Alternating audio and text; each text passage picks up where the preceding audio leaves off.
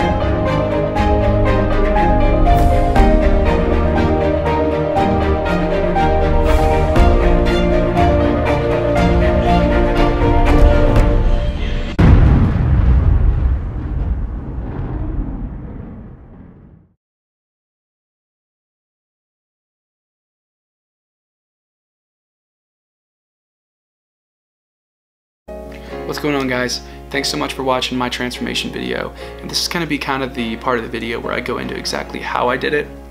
And this video is really going to be aimed for the people who have been trying to take off the weight and just haven't been able to do it. And I feel like failures because of it, and they feel like it's their fault and it's their willpower that can't get them this. And I'm an average guy, guys. I'm a junior in college. I'm not a D1 athlete. I'm not a scholar by any means.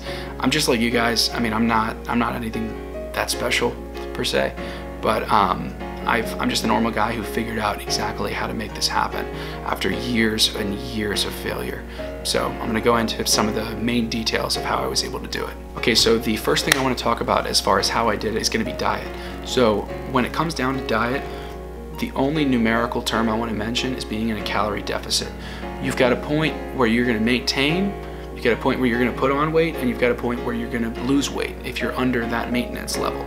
Okay, it's that simple. I'm not gonna go into any other numbers. I'm not gonna talk about macros. We're trying to keep it realistic and tangible here, okay? So we're not gonna talk about numbers here. You've gotta be in a deficit, it's that simple. So be it a large or small, you're gonna be taking off weight. It just might be faster or slower. If you do an aggressive deficit, you're gonna lose fat a bit quicker. Granted, it's more difficult. You got to be able to sustain it. Remember that. You're not going to be able to stick to something that you're not able to sustain. So you got to eat what you enjoy. I ate what I liked the entire time I was losing weight. When I was chronic dieting, I was eating things that I didn't like, and that was a lot of the reason why I would binge. So I had to learn quickly that you've got to eat what you enjoy, eat it in moderation, and eat it intuitively. If you want to save your calories for later in the day, that's fine. You can do intermittent fasting or whatever that is. I'm not going to go into any specifics as far as dieting. I don't want to talk about the word diet. Diets don't work, okay, guys? Diets set you up for failure. Diets set you up for eating disorders. When we talk about cheat days and cheat meals, that's just a socially acceptable way of saying binging. I'm not going to support that. You shouldn't need cheat meals. If your friends are having pizza, have a slice of pizza. I mean, it's okay. It's okay to have pizza. It's okay to have cookies. Have a bite of a damn cookie. Like, it's okay. But you've got to remember that your lifestyle, you've got to go right back to what you're doing. And by choice, have the choice and say like, okay, I could have this, but it's more important to me to do this. It's not worth the way I'm gonna feel. It's not worth the negative effect that it's gonna have on my body. It's not worth it for me. Make sure you're in a deficit, and it's easy to do on MyFitnessPal or something like that. That's what worked for me. Eat what you like, make sure you're in a deficit, and make sure it's tangible and sustainable. The next point I'm gonna touch on is gonna be exercise. So for me, almost all of my exercise consisted of cardio. For me, I was just so focused on weight loss that I didn't really care about weightlifting. For me and for a lot of other people, I think focusing on one goal at a time is extremely powerful. So to this day. Like, have I gotten back into weightlifting since then? Absolutely. But during that time, I was strictly doing cardio and circuit training, and I was focused on keeping reps high if I was weightlifting, and I was mainly focusing on cardio. And the thing about cardio is you've got to make sure that you are doing a cardio source that you enjoy. For me, I love swimming and I love Stairmaster. So I had to make sure that I was doing one of those things. I hate running, so I'm not gonna run, and I don't like a lot of other cardio sources, and that's okay. And you know, if you don't like running, don't run. Don't make cardio a punishment. Make cardio something you enjoy. You know, put on a great album when you're doing cardio. Watch your favorite show. Figure out something that's not going to be a punishment for you, but make cardio your friend if you're trying to lose weight, because it's so helpful, not just physically, but mentally, and opening your mind in so many ways.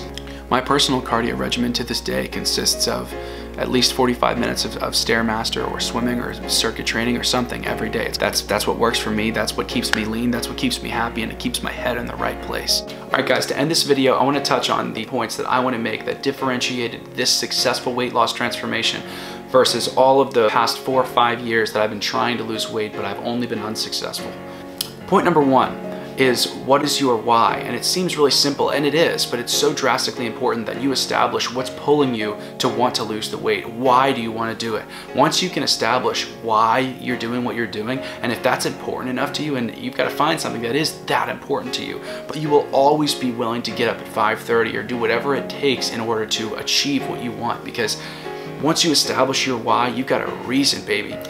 Point number 2 is going to be set small goals. This is so drastically important because setting small goals is what keeps you focused. In many ways, it was established with my why.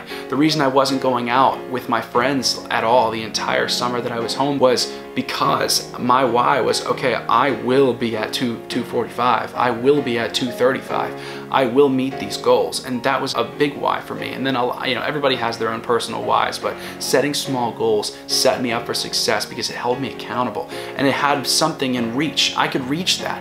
When I was 250, I couldn't reach 190 immediately, but now granted, I got there, and it was far in the future, but all along the way, I was just getting constant wins because I kept accomplishing the goals that I had set, which were the short-term goals. So it was just win after win after win. So eventually I won the war, but I was winning battles all along the way.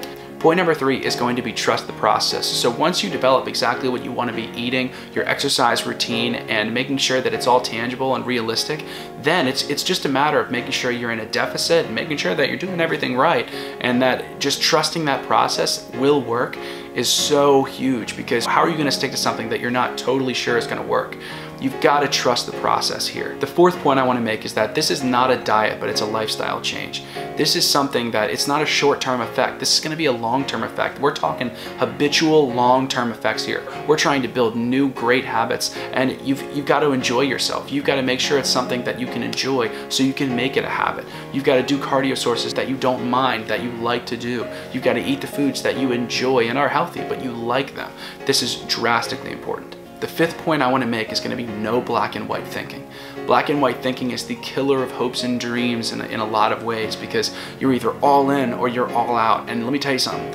This is not perfection. You should not seek perfection with this plan. There is no such thing when it comes to most things in life, but when it comes to a fitness plan, you can't be seeking perfection here. You just can't. So you've got to make sure that you're doing what you enjoy.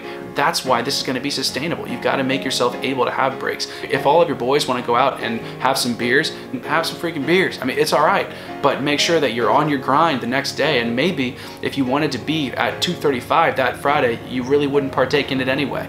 All right, that's going to wrap up this video, guys. So thank you so much for watching, and definitely smash that like and subscribe button and share with your friends if you ended up getting something out of this. And I'm going to be having more content coming up on my channel. So until then, keep grinding.